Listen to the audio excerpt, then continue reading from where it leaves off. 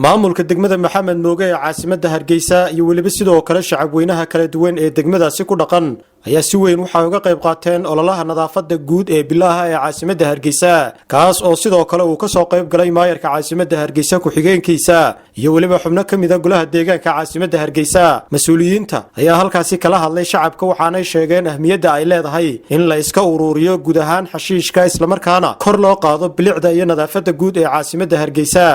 hawshan inaanay annaga xaggeega khamiista bil ugu dambeysay inaanay naga noqonin bil kasta 4 ama 3 cisho inaan anagu hawshan iskayga wadno degmaahan hadii la yiraahdo dadkana waxaan leenahay war dawladii hoose waa idii diyaar maayirka waa kayd hor jooga lacagta guryihiina ka bixisaan ee dhulkiina bannaan ka bixisaan ee meheradiina ka bixisaan waxa ay tarto waxba la idinku qabanaya cashuurta soo bixiya degmooyinku way tartamayaan reer Maxamed Moogow degmo fidaysa oo guriyale oo hantile oo dhul leh oo deyrle baynu nahay nin walowba lacagta cashuurta kugu baaqiga aad haysatid soo bixi maanta hogaamiyaheeni baa jooga hogaankeenu sareey baa jooga hadalka intiisa badan maayarkeenu dhaafana maayarka waxaan u sheegaynaa in degmadii Maxamed Mooge maamul ahaan iyo shacab ahaan iyo urur ahaan iyo ganacsato ahaan inay magaaladoodii degmadooda ilaashanayaan haday wada tahay haday qashin tahay haday horumar tahay diyaar u yihiin mudan maayar habeen iyo maalin wada joognaa annoo kaliya ma shaqeyno ururada la shaqeeya bulshada la shaqeysa waxaan la shaqeeyaa dhalinyarada sportska waxaan la shaqeeyaa carruurta 8 jirka ururadii iskuuladii waxbarashada la shaqeeya degmadu waxay u heelan tahay inay wax qabsato waxa la sameyn doonaa guryaha hadii la hayraa guri walba waa lagu garaacayaa shirkadaha xashiishku ku garaacayaan waxaan weydiinayaa xashiishkii guriga xashiishka laga helo ee laga qaadaa wuxuu noqonayaa guri badbaaday oo dadkii badbaadiyay oo dalkii badbaadiyay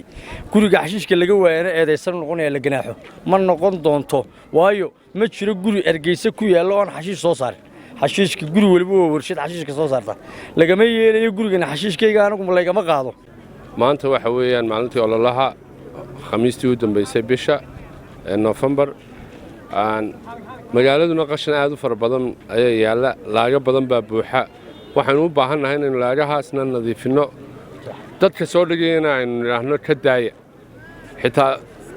ari baqtiya la soo dhigay meelahan soo marray maanta marka waxaan u baahanahay dadku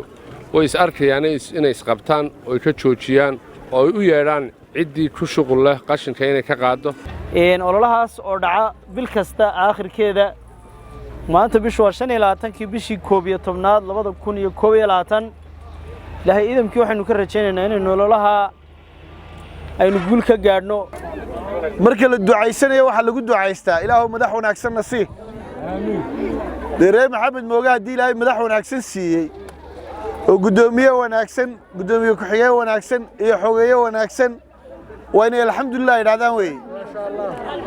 ducadoodii baa la aqbalay maalintii aan magacaabista sameeyay waxa la igu yiri rag yar oo